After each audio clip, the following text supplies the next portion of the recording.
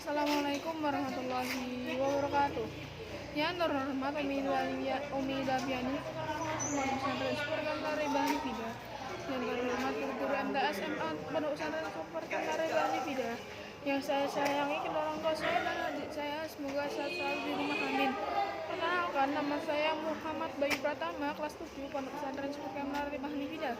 Di sini saya akan menjelaskan presentasi saya yang berjudul Toharoh yang pertama ini Ada apa? bersuci dari najis dan hadas, termasuk amalan penting dalam kaum Islam. Berarti bersuci dari hadas itu adalah amalan penting dari oleh Islam. Berarti kita kalau ingin sholat itu kita harus suci dari najis, suci dari najis dan hadas. Di sini toharah menjelaskan toharah di sini menjelaskan hadas dan najis. Oke. Selanjutnya ada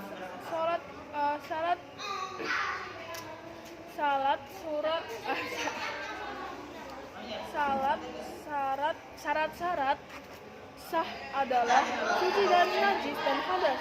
Syarat-syarat sahnya kita jika ingin termasuk ingin melakukan sholat berjamaah, kita harus suci dari najis dan hadas.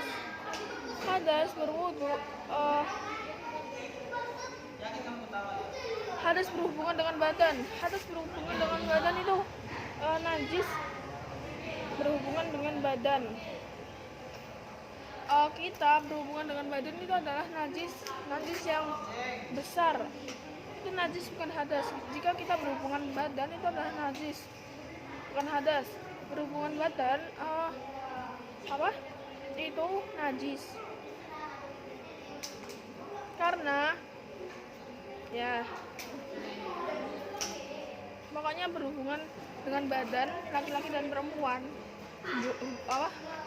berhubungan badan itu najis hukum. Najis.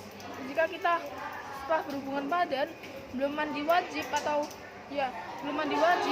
kita sholat kita tidak sah karena najisnya itu najis besar, bukan najis kecil. Jika najis kecil atau hadas kecil bisa kita bersihkan menggunakan wudu. Berarti setelah kita berhubungan badan, kita harus mandi besar, dan berhubungan badan itu harus menikah terlebih dahulu. Kalau tidak menikah hukumnya haram. Berhubungan badan itu salah satu, kalau belum menikah itu adalah salah satu yang haram, pokoknya Yang haram terlarang oleh Islam. Pokoknya berhubungan badan itu jika belum menikah itu haram karena najisnya besar. Ya, kalian tahu sendirilah nanti kalau udah besar. Nah, di sini dijelaskan kalau berhubungan badan itu hukumnya najis. Berarti setelah berhubungan badan itu najis, wajib mandi besar. Wajib besar. Pokoknya wajib mandilah setelah itu. Next, yang selanjutnya ada bersuci dari hadas dapat disucikan dengan wudu atau mandi. Berarti kita bila terkena hadas kita harus berwudu atau mandi karena hadas itu menjijikan. Pokoknya hadas yang dianggap kotor lah. Yang dianggap kotor itu menjijikan ya. Pokoknya semua yang dianggap kotor itu bisa dianggap kotor, itu bisa dianggap hadas. Sedangkan mandi untuk hadas yang besar. Berarti mandi untuk hadas yang besar. Kita mandi wajib itu untuk hadas yang besar. Hadas yang kecil kita cuma harus berwudu, tapi yang wajib kita harus pokoknya yang besar kita harus mandi karena hadas itu najis.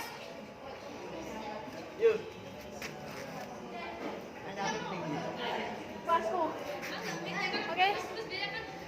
Wudu dilakukan apabila terkena hadas kecil. Ya, seperti yang saya jelaskan tadi, kita berwudu itu untuk hadas yang kecil.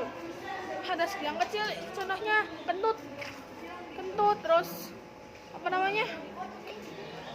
Kentut, terus apa ya? Kentut, banyak lah.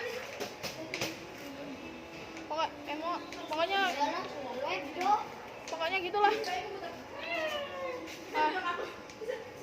Jangan mandi untuk hadas yang besar, berarti wudu untuk yang kecil. Wudu untuk hadas yang kecil, mandi untuk hadas yang besar. Nah, makanya kita tadi saya jelaskan yang pertama itu kita bisa mencucikan hadas dengan mandi atau berwudu. Aduh. Wildan, panggilan Wildan. Najis adalah segala yang dianggap kotor. Aura. Paling gini wudunan. Berarti najis adalah segala yang kita anggap kotor, seperti yang saya jelaskan tadi. Najis yang kalian anggap kotor itu apa ya? Kamar mandi, enggak. Tai kucing, tai ayam, tai babi, tai manusia. Nah itu kan ya, kita anggap kotor ya. Kita anggap kotor itu berarti najis.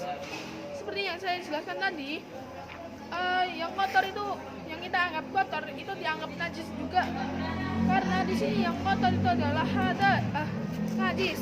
Berarti kalian menganggap kotor tai ayam, menginjak tai ayam itu udah dianggap najis karena kalian anggap kotor. Kalau kalian tidak jijik ya beda lagi itu. Nah, pokoknya kalau kalian tidak jijik itu bukan ya, saya tidak bisa jelaskan sekarang.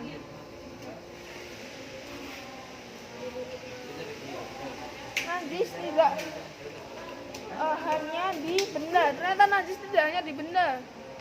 Najis kita tidak hanya di benda ya, tetapi ditetapkan oleh syariat. Maksudnya tidak hanya di benda, bisa di badan orang ini atau di badan pokoknya najis tidak hanya di benda doang, tapi di pohon bisa najis, di tanah apalagi itu bisa dianggap najis juga. Terus badan kita sendiri bisa dianggap najis. Bila kita terkena najis, kita harus mandi atau berwudu. Jika najis kita di sini, kita bisa berwudu. Tapi jika kalian tidak mau, mending kalian mandi aja. Lalu kalian jika ingin sholat, kalian siram terlebih dahulu, terus kasih pasir yang kalian anggap suci, terus kasih lagi pasir sampai 3 kali. Nah itu udah dianggap suci lah kembali. Lanjut.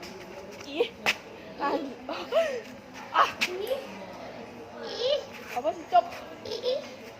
Manusia tidak boleh membuat aturan sendiri. Tuh, manusia tidak boleh membuat aturan sendiri. Jika kalian ingin membuat aturan sendiri, seperti najis itu halal. Najis itu halal. Nah, itu kan aturan yang tidak dibolehkan oleh syariat Islam. Makanya kita tidak boleh membuat aturan sendiri. Nah, aturan, makanya nanti kalian najis mandi makan ya. Ini kan tidak boleh. Karena kan menjijikan ya. Najis itu. Yep. Nah, oke. Berarti kita tidak boleh membuat aturan sendiri. Berarti toharoh ini menjelaskan hadas dan najis. Terus gimana kita harus terus gimana caranya mensucikannya? Nah, makanya di sini menjelaskan bagaimana